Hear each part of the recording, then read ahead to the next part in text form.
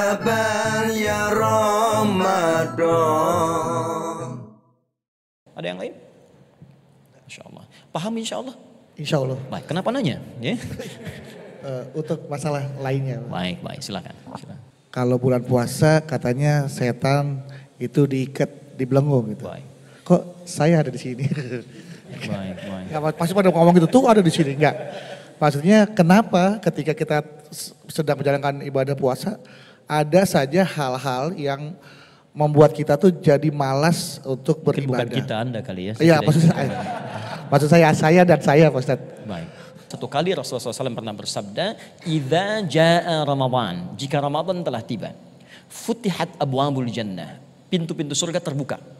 Dibuka semua. Kemudian wa ghulliqat abwabun nar, ditutup pintu-pintu neraka, kunci rapi.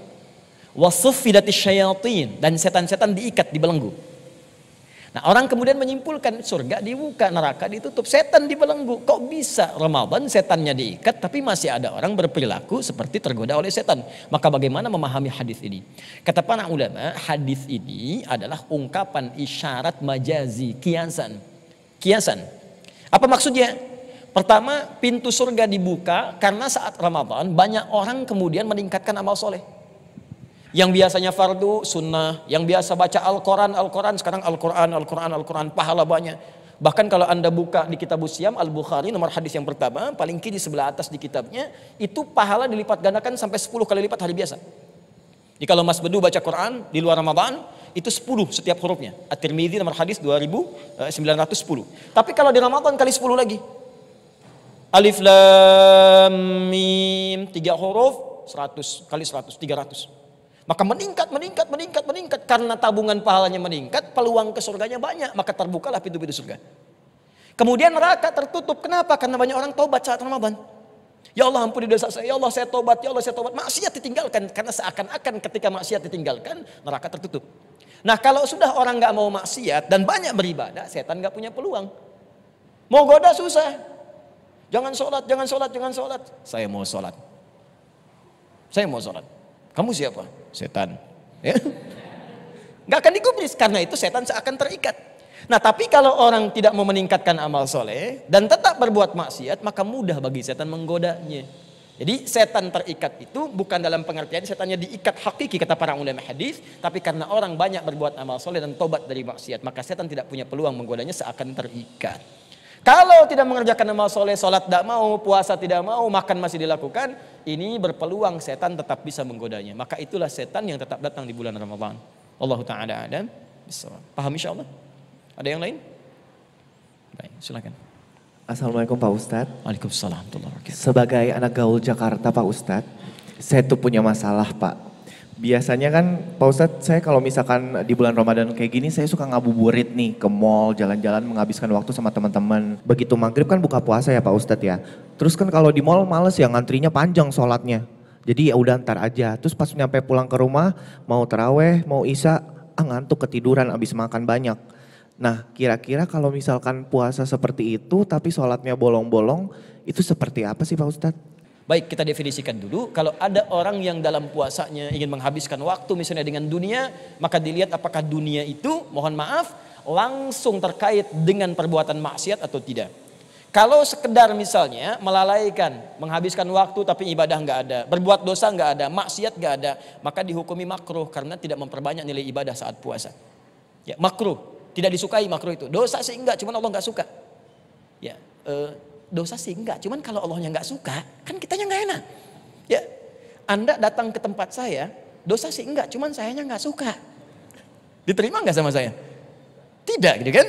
Maka itu kita pertimbangkan kembali, ya. Maka kalau teman-teman hanya ingin sekedar ngabuburit, menghabiskan waktu, coba diingat-ingat dulu bagaimana kalau saat dalam situasi itu kita diwafatkan oleh Allah. Sedangkan dosa masih banyak. Bagaimana saat di mall kamu diwafatkan oleh Allah Subhanahu wa taala? Kalau gitu aku alihkan zakat malku kepada zakat malku. Tarik malnya, berikan malnya. Arahkan kepada yang lebih baik. Jelas insya Allah? Allah Ta'ala Adam. Kita simpulkan. Pertama, tidak ada satupun syariat dalam Islam yang tidak memiliki manfaat. Maka demikian saat Allah mirsa, dimanapun Anda berada, memerintahkan kita untuk menunaikan puasa, Maka puasa mendatangkan manfaat dalam kehidupan. Satu puasa bisa meningkatkan amal soleh.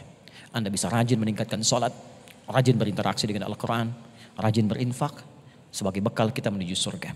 Juga puasa yang kedua terkristal pada kemampuan kita untuk menahan maksiat. Orang yang puasanya rajin, senang berpuasa, maka Allah akan memberikan kemampuan pada jiwanya untuk menekan maksiat-maksiat dalam kehidupan. Maka kita bermohon kepada Allah, semoga puasa kita dibimbing oleh Allah untuk berhasil dijalani, sukses meningkatkan ibadah dan menjauhi perbuatan maksiat yang bisa menjerumuskan kita pada murka Allah Subhanahu wa taala. Mari kita berdoa, mudah-mudahan doa ini diterima oleh Allah Subhanahu wa taala dan diijabah sesuai dengan apa yang Nabi janjikan sallallahu alaihi wasallam. Alhamdulillahirabbil alamin. Ar-Rahmanir Rahim, Maliki yaumiddin. Iyyaka na'budu wa iyyaka nasta'in. Shiratal mustaqim. Siratal ladzina an'amta 'alaihim ghairil maghdubi 'alaihim waladdallin. Allahumma ij'alna minas sha'imin an-najihin. Duhai Allah, kami bermohon kepadamu, jadikan kami termasuk orang-orang yang berpuasa dan sukses dalam menjalani puasa yang dimaksudkan. Allahumma ij'alna ya Allah mimman yuhibbu al-a'mal as-salihah. Ya Allah, jadikan kami termasuk orang-orang yang mencintai untuk berbuat perbuatan-perbuatan saleh, amal-amal mulia. Ij'alna minal musallin. Ya Allah, jadikan kami termasuk orang-orang yang gemar salat. Allahumma ja'alna minal munfiqin, jadikan kami termasuk orang-orang yang gemar berinfak. Allahumma ja'alna ya Allah mimman ijtanaba 'anil kaba'ir wal ma'asi kabiraha wa saghiraha. Ya Allah, jadikan kami termasuk orang-orang yang mampu menjauhi perbuatan maksiat, kecil ataupun besar yang tidak Engkau ridai. Allahumma adkhilna jannataka ma'al abrar. Ya Allah, masukkan kami ke dalam surgamu bersama orang-orang yang Engkau nilai mereka sebagai yang terbaik dalam kehidupan. Alhiqna ma'al ladzina an'amta 'alaihim minal nabiyyina was-siddiqina wasyuhada'i was-salihin wa hasuna ulaika rafiqa. Bifadlika subhana rabbika rabbil izzati amma yasifun wa salamun alal mursalin. Alhamdulillahi rabbil alamin. Demikian pemirsa, semoga Allah membimbing kita untuk menjadi lebih baik dari setiap hari ini, dan semoga hari kedua ini diberkahi oleh Allah Subhanahu wa taala. Selamat berbuka. Assalamualaikum warahmatullahi wabarakatuh.